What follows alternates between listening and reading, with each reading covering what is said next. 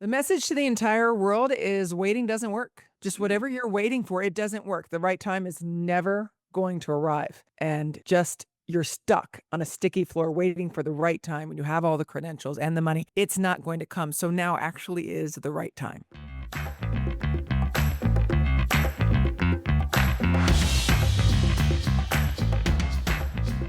Hello and welcome back to another episode of the Thrive State Podcast. I am your host, Dr. V, triple board certified MD and performance and longevity expert. And on today's podcast, I bring in a three-time Emmy award-winning broadcaster from ESPN. She has actually witnessed and interviewed champions at the NFL, NBA, multiple sporting events, and she knows the key to winning. She knows the keys to actually bringing the most success in her life. Not only is she the best-selling author of Cultivating Audacity, but she has a framework for bringing more success in your life. And the key thing you need to take your life to the next level is something called the front row. More on that in a second, but you'll need more of that in your life. Hey, if you're joining us for the first time, this is Dr. V, and welcome to the Thrive State Podcast. This is a place where we welcome thought leaders and world experts on human performance and human potential. I have the fortune of actually bringing you on this journey where I get to explore concepts in longevity, on relationships, in business, in life, and potential so that you can take your life to the next level along with me. And I've got some free resources for anyone joining in new. Feel free to dive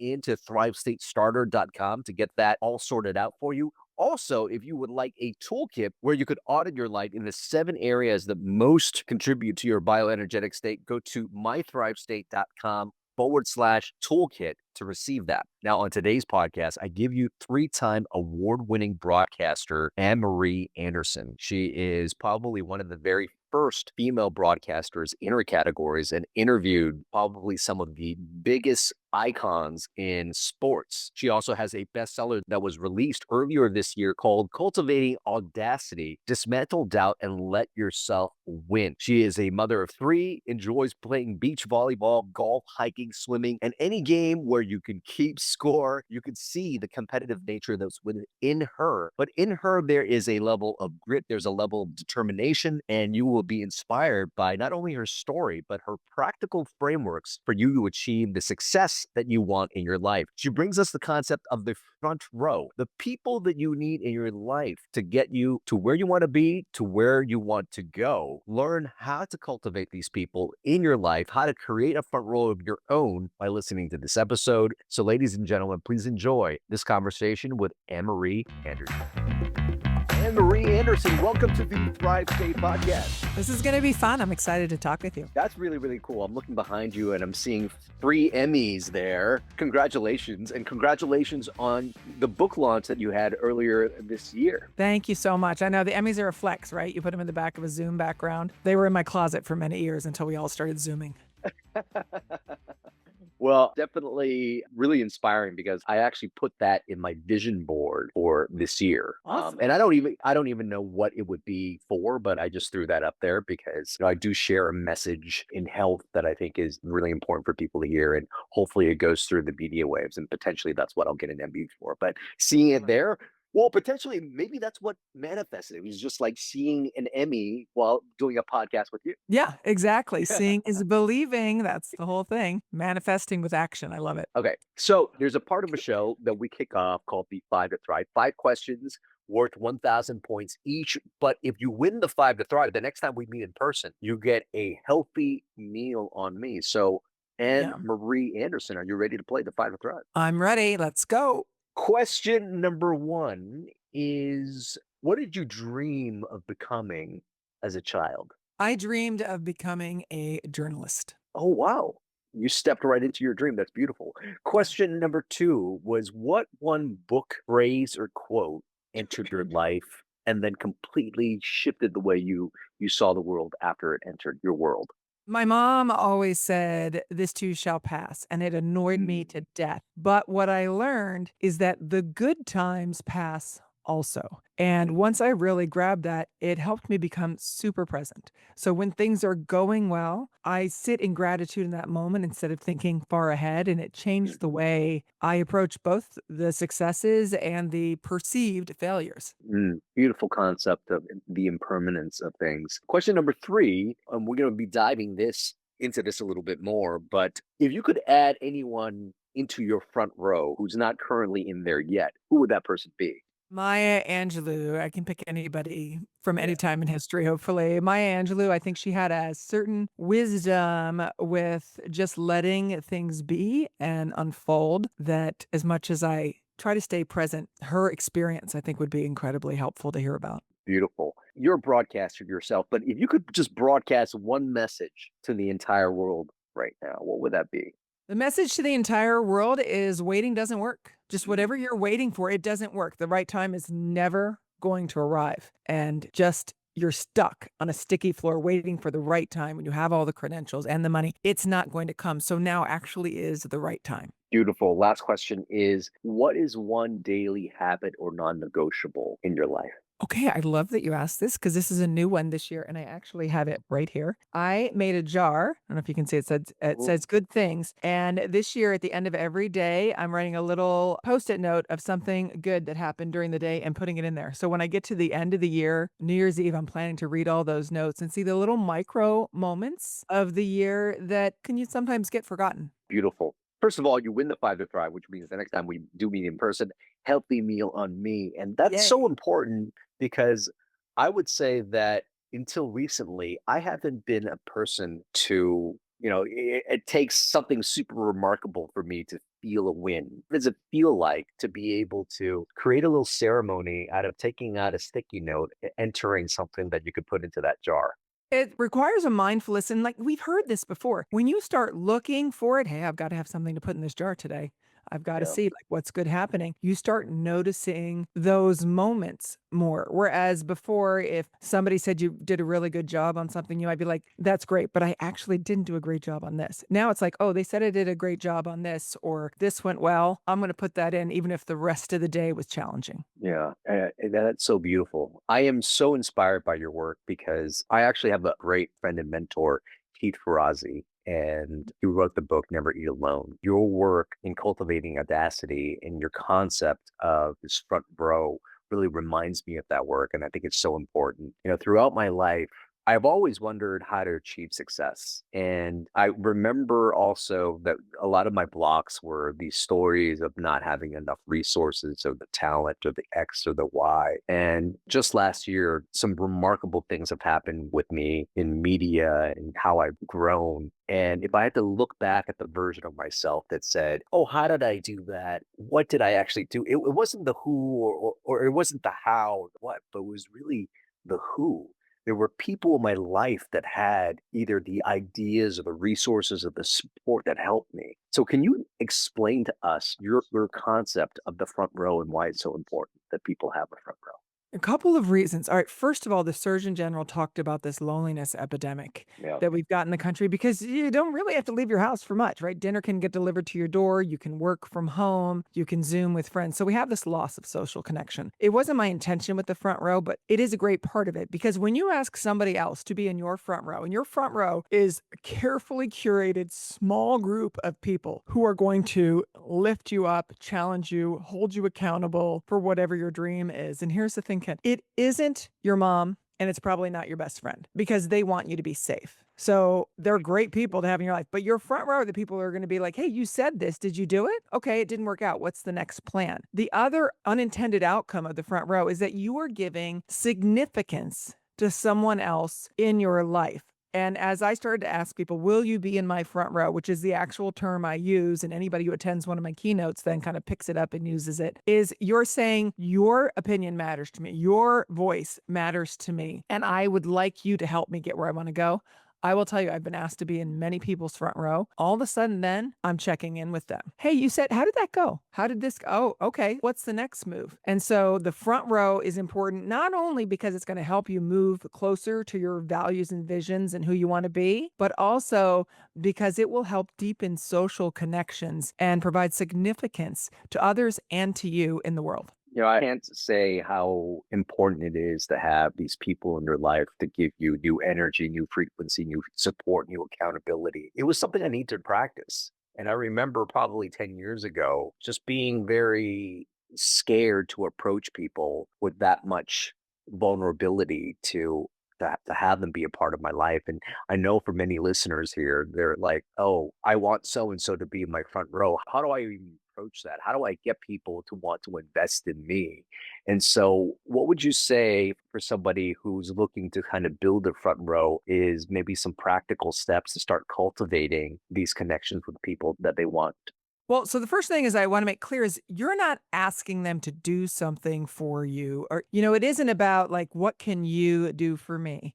It is sharing first of all the vulnerability piece. Hey, for me, right? I want to write a book and I'm going to do that this year. Let's say this is me last year. Will you be in my front row to help me along the way? Some of the people there were people that I didn't know who were already authors who I had reached out to. One of them is my friend who has nothing to do with book writing. But when I told her, I am having trouble getting this thing started, the three kids are all over me and this and that, she said, come stay in our back apartment. They have an apartment they rent out. It's empty. Come stay for a couple of days and just write. And it was a great way for me to unplug and escape. So when you're asking for somebody in your front row, be prepared to be in theirs as well and understand maybe somebody's going to say no. Or maybe they're going to say yes, but do nothing. Not everybody deserves that place. And you can swap out people in your front row very quietly until you find the right mix. Yeah. You talk about sometimes really just forming a connection with people, and you mentioned vulnerability. I find that vulnerability when you share what excites you, when you share your passions, and particularly when you share your struggles, these are human traits, and human beings are meant to connect. Can you talk a little bit about like how that maybe that practice of vulnerability, how you do it, that allows people to connect closer to you? I mean, this was hard for me, so I'm glad we're talking about it because there was a period where I didn't wanna share anything with anybody, and I would just let the Instagram do my work for me, and what I found in sharing the vulnerability is that it releases me from some of the weight of it. And I even share it with my children in that I don't want them to see all the wins. So my oldest son is 20 and he's like, "Mom, you're killing it. These speaking gigs, whatever." Whatever." So I started sending him notes about, "Hey, got rejected 4 times today."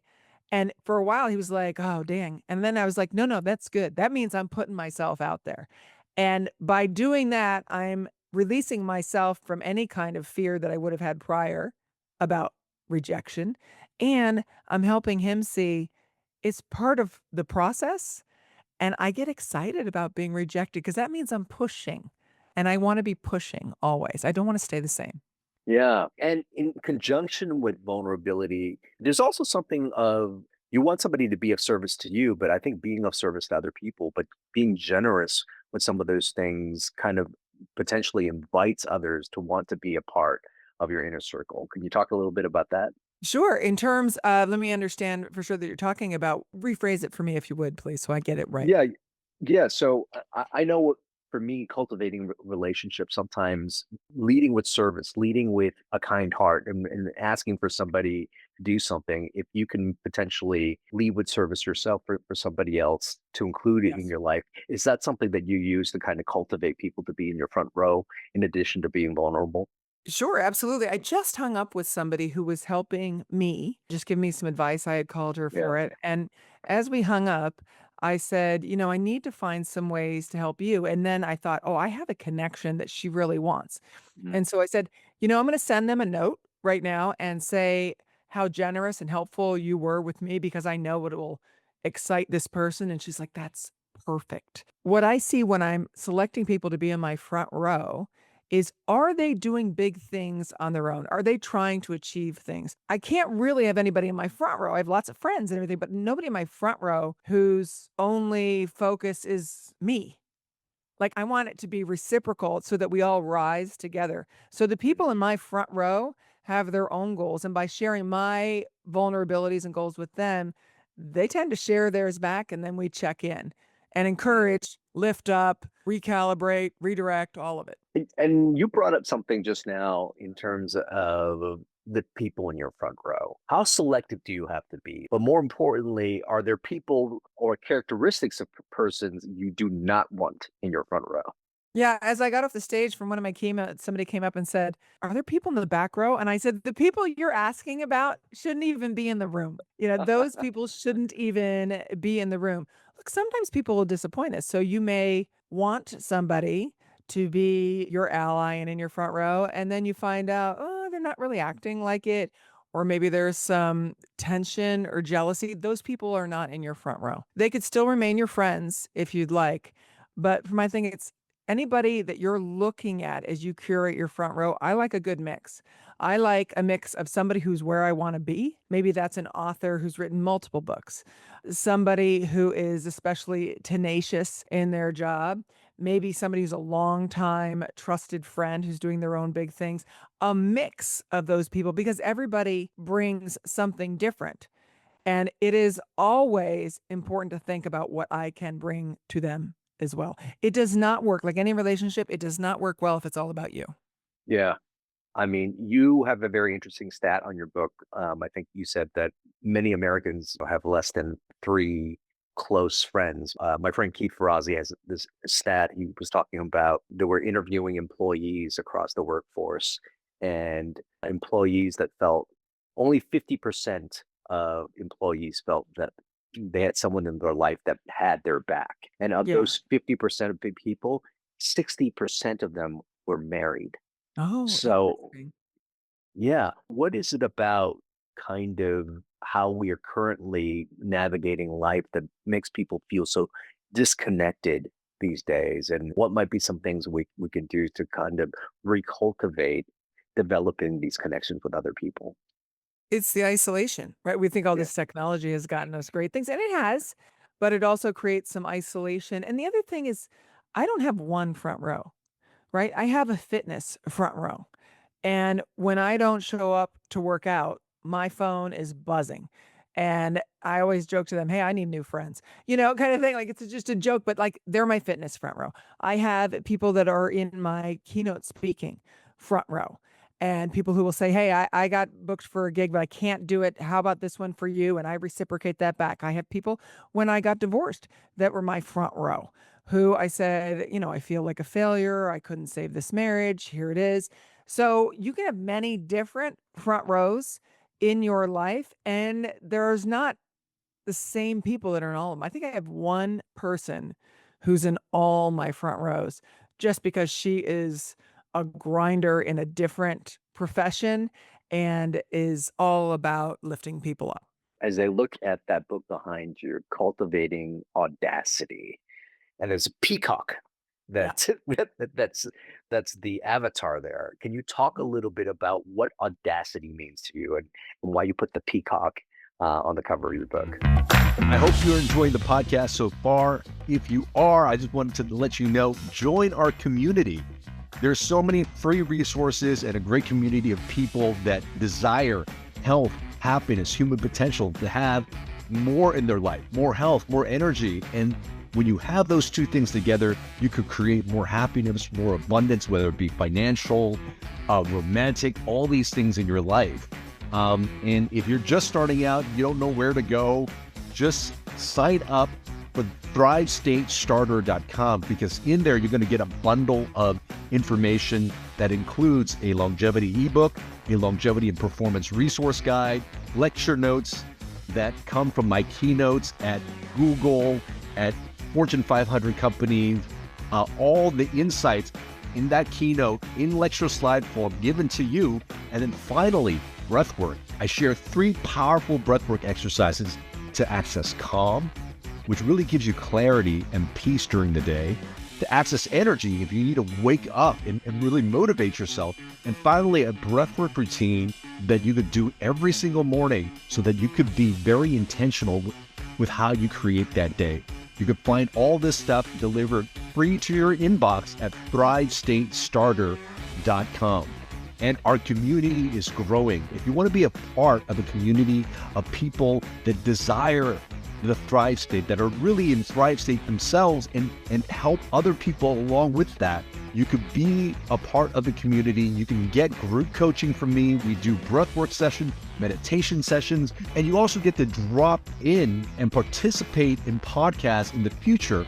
You could find more about the community at mythrivestate.com. That's mythrivestate.com. So check out those resources. You're not going to be disappointed. And please enjoy the remainder of this podcast. Sure. Audacity, I think, has gotten a bum rap in this country a little bit at times. Who does she think she is? Kind of audacity or something negative. But the actual definition of audacity is a willingness to take bold risks. It's very simple. And it's kind of a North American concept that it can have some negativity. My sister-in-law is from Argentina. And when I was telling her about the book, she said, "What do you mean? Like, audacity is one of the best compliments we can have in my country." So I'm not sure how it got skewed that way. The peacock is to represent, these are my gifts and I can show them off without putting anybody else down. So I think sometimes we want to shrink, right, and not stand out, or we're not completely sure if our gifts are good enough for public consumption. So the peacock, each one is different. Show off what you have proudly and use that to power yourself forward. The next part of the book is really dismantling doubt. Where do you think that comes from? Our inner critic. Mm. So I think our inner critic, in my mind, it's the superego, right? Like, so the id is saying, I've got this crazy idea we want to do. And the superego is trying to keep us safe by saying it's too risky, you're not ready, you might get hurt. So I, in my mind, have the superego and the inner critic as one. And then the ego is trying to find a reasonable way to get what the id wants while heeding that inner critic a little bit. Okay, what truth is there in the inner critic? And so what I find a lot with doubt is that you have to separate it from yourself. And I'll give you a really quick example. I'm a mother of three. I have a 12-year-old daughter. And I picked her up from school last year and said, "Hey, honey, how was your day?" And she goes, "Well, I can't do math. I'm stupid. And oh, by the way, I'm fat." And I was like, wow, okay, let's break that down. And you can go through, would you say that to somebody else? And of course she wouldn't. And I said, okay, well, so if you wouldn't say that to somebody else, then it's not your voice that's saying that to you, because that's just not something that Lena says. So let's separate it from you and give it a different name. So at least you're not thinking it's your voice telling you all those inner doubt things. So she picked the name Jerry, right? And I always tell people, don't pick anybody that's a real person, because you're not going to give them that free rent in your head. Pick something, a fictional name. So she said Jerry. And I said, what would you say to Jerry if he came at you and said, "Oh, you're dumb, can't do math, and oh, by the way, you're fat"? And she thought about it and she said, "I'd say, 'Shut up, Jerry.'" And we don't even say shut up in my house. But when I hear her at the kitchen counter doing homework, getting frustrated, saying, "Oh, I can't do this," I will yell, "Shut up, Jerry." And she'll be like, "Okay, fine."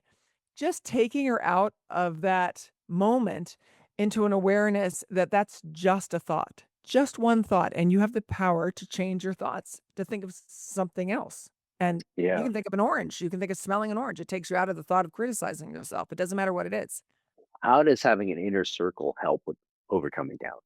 I don't love relying on my inner circle to overcome doubt, because I think that people can tell you everything, but the voice we hear most loudly is in our own head. So somebody can tell you, "You're great, you're the best, you're doing incredible things." Your inner circle, your front row is not there to tell you you're the greatest thing.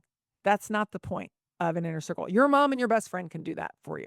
Your inner circle or your front row is there to tell you, "Have you thought about this? Have you done that? How'd you react to this? Are you uncomfortable?" Which the answer should be yes. So for inner doubt, I think that the work has to be done from the inside out. And what would be the first step that one could take? Is it really just the awareness that it's an inner critic, not you, and Yeah. cultivating the awareness and then just taking the first step towards that? How would you potentially guide somebody through that process? I think you can get curious without emotion. So, two of the big barriers that I found when I wrote the book and talked to hundreds of people about the thing that they want to do is that they have this emotional response to fear, to rejection, to their inner critic. And so when we shift that to a curiosity, a neutral, emotionless curiosity, what is it that I'm afraid of? What's the worst that could happen? Okay, fair question. Out of that, what might happen? Will I survive? Will I die destitute and alone? Where are you thinking? When you're just curious and poking around, it loses some of its power. That's true for both the inner critic and the fear. Instead of saying, shut down fear, overcome your fears, that's not going to happen. Bring your fear with you. I say, make friends with fear, acknowledge it's going to be with you throughout your whole life. It just doesn't get to be a decision maker.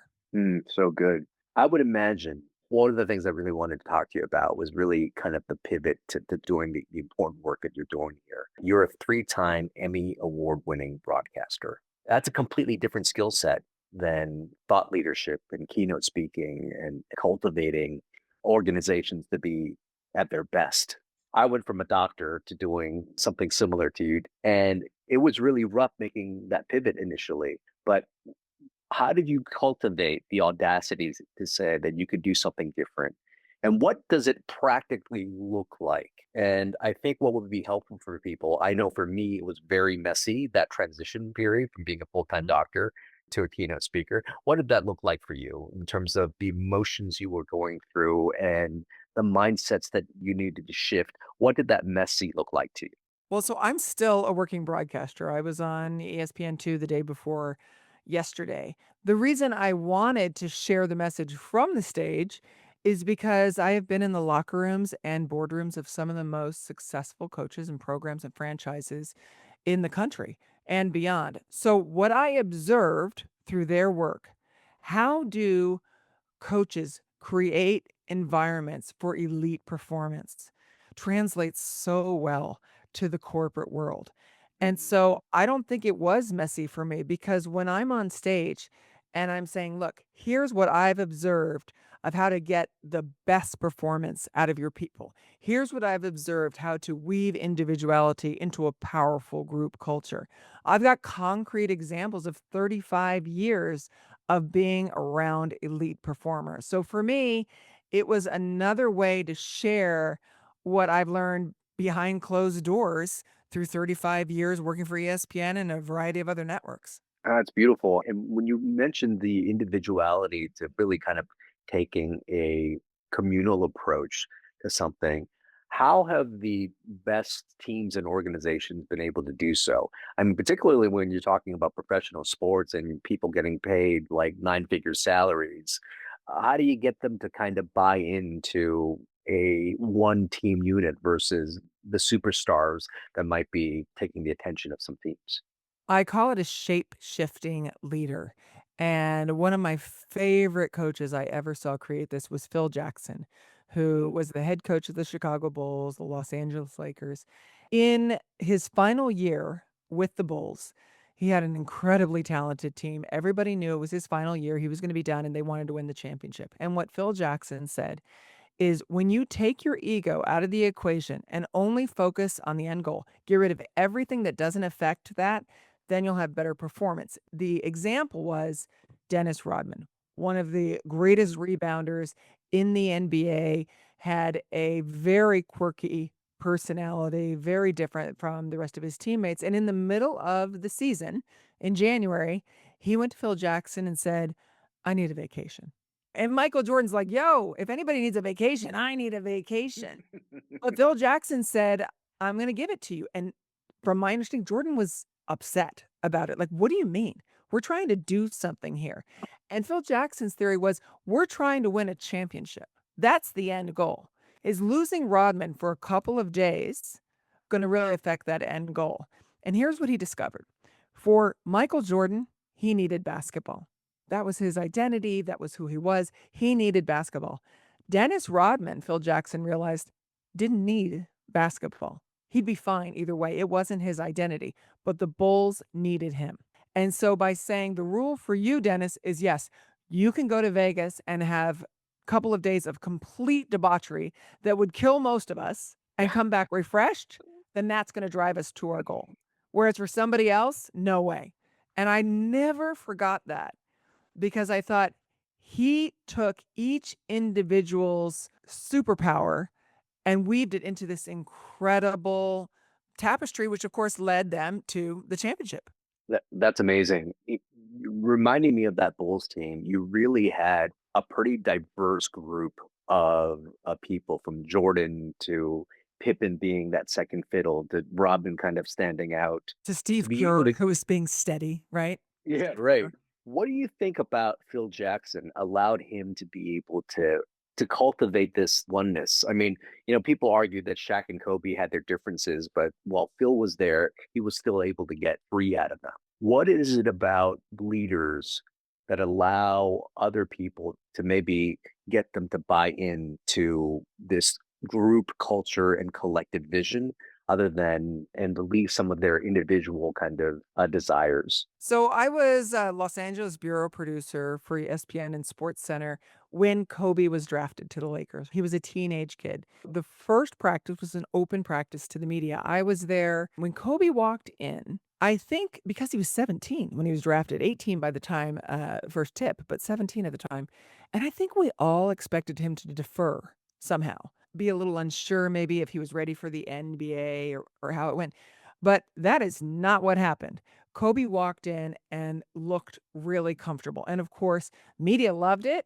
It bristled some of his teammates, including Shaq, who you had mentioned. Del Harris was the head coach at that time. What he did, and I'm giving this in contrast to Phil Jackson, was that he designed the offense around Kobe. He was a prolific scorer, and it caused problems in the locker room, understandably. And at one point after a loss, I was in the locker room with a million other journalists. You stick the mic in their face, and somebody said to Shaq, "You have so much talent on this team. What's the problem?" And he actually pointed across the locker room at Kobe and said, "That's the problem right there." Like Del Harris had let this rift divide by giving so much attention and power to Kobe. And Kobe didn't ask for it. He was just doing his job.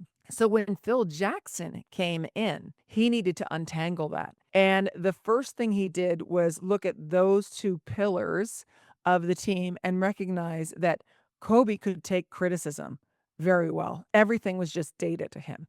Whereas Shaq required a little bit more of a personal relationship.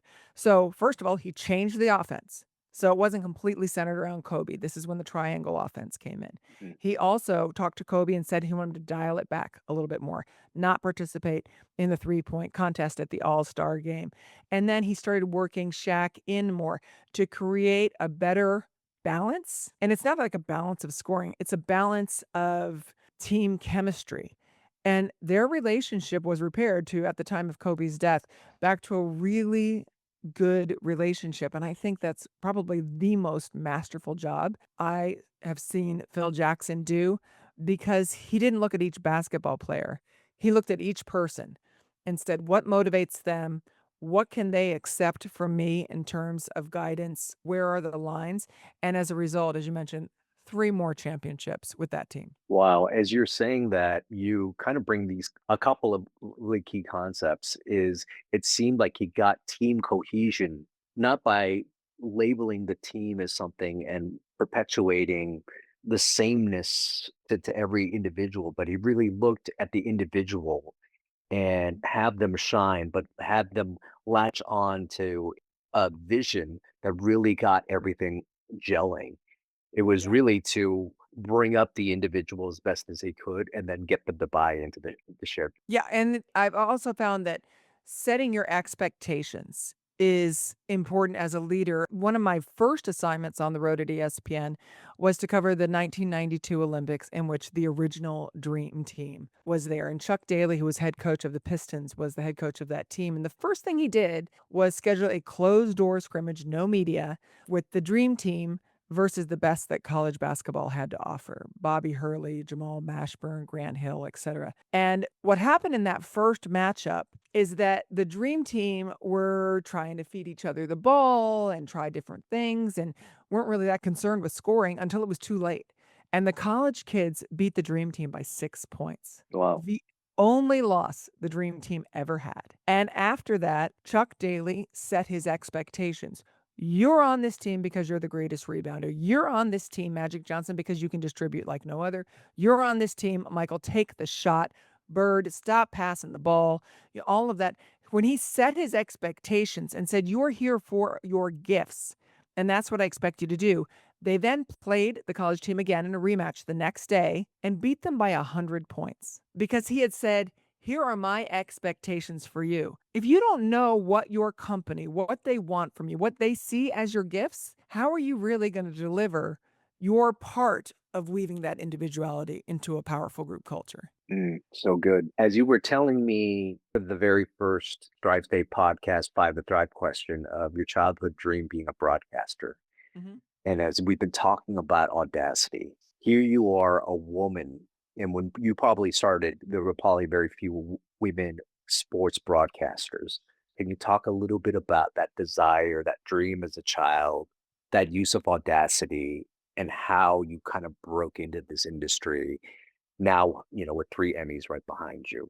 I find that story very inspiring. So if you could walk us through that process, I'd be very appreciative. Sure. Well, I'm the youngest of 5, and I have 4 older brothers. So wherever they went, I went, and I just assumed that I belonged. In fact, one of my earliest childhood memories is going to church as they were interviewing altar boys, and the priest said, "I want everybody to go around the room and stand up and say your name and your age and why you want to be an altar boy." And so as the guys went around one by one, it got to my brother Ed, my oldest brother, and he stood up and he said, "My name's Ed. I'm 12 and I want to be an altar boy because I want to serve the community." And then Dan went and then Steve went and then Gary went. So I stood up and I was like, "My name's Anne Marie.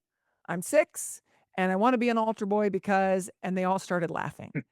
And I was like, "What? Like, what's the joke?" And the priest said, "You can't be an altar boy." And I said, "Why not?" And he goes, "Because you're a girl." And I was like, "Okay, fine. I want to be an altar girl because," and he said, "Well, actually, altar girls can't be servers because at that age, we couldn't at that year." And I was so mad. I was 6 years old and I was so mad and thinking, that's dumb. Like, who gets to decide that? So when I started at ESPN, I was 21 years old when I interviewed, and I did not get the job. I was rejected for saying, "Sorry, you're not what we're looking for." And I wrote a letter afterwards because we used to like write with pen and paper and then Mhm. like lick a stamp, as unsanitary as that now seems, and lick it and staple it on there. And I said, "Thank you for the time. I don't think I did a very good job explaining what I could add to your staff. You have a bunch of people who can do stats and numbers, and here's how I'm different." And it was that I had already worked in television in my college station and such. But I look back now, after they read that, they called me, they offered me a 6-month temporary job, working 6 at night to 3 in the morning, 6 days a week, Mondays off for $15,000 a year. And I was like, yes, because all I wanted was to get in and then I knew I could do the work. When you're actually doing the work, I didn't find that much resistance, or at least I didn't pay attention to it. There were plenty of people who didn't want to listen to me. And they didn't get. Laura Gassner-Otting wrote a great book called Limitless. And in it, she says, don't give a vote to anybody who shouldn't have a voice. And so when anybody said, well, she's a woman, so what could she know about sports? Mm-mm. No vote for you. No voice for you. I just didn't value their opinion. The front row, my front row, their opinion I valued. Mm. But the guy sitting on his mom's couch in the basement eating chips on social media doesn't affect me. So good and so inspirational. Thank you. Before I ask you my very last question, where do people find you online? Thank you. AnneMarieAnderson.com. There's an E on the end of Anne, and you can find me there for keynote speaking inquiry, some private coaching, but you can also get the first chapter of Cultivating Audacity free. And I did that on purpose because I want people to have access to that for free. Read it and think, maybe this is the time. Ask yourself, maybe I can do this at this time because waiting doesn't work. And I want people to see the right time is actually now. So good. Everything you've gone through in life, what has been your best medicine? My best medicine has been my family, of course, my children. I start each day by giving them an uncomfortably long hug, right? Just what a 17-year-old, 6'6" boy wants is a 15-second hug from his mom. Although he does kind of seem to like it now because I find that contact, just that human contact means like the rest of it doesn't matter that much. I share my Yeah. failures with my kids, whatever those Mm. perceived failures are, more than I do any successes. I literally will say to them, "Hey, I got rejected 6 times today." And they will see in my face that it doesn't mean anything to me. It means I'm pushing, and I'm happy that I'm pushing the limits.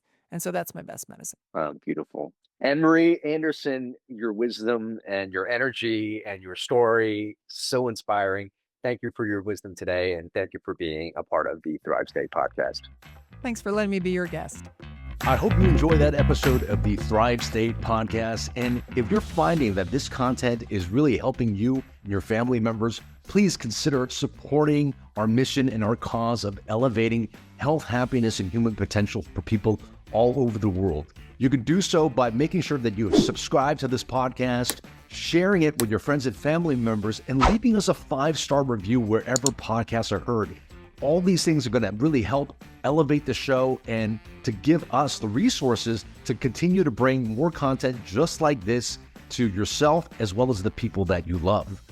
If you haven't already, you might want to consider joining our community. We actually have a community where people get to engage with me in group sessions where we do breathwork, meditation, where we do challenges together, really to be able to get us access to health, happiness, human potential, so that we could have longevity and performance in our life as well. You can check out our community at mythrivestate.com. That's mythrivestate.com.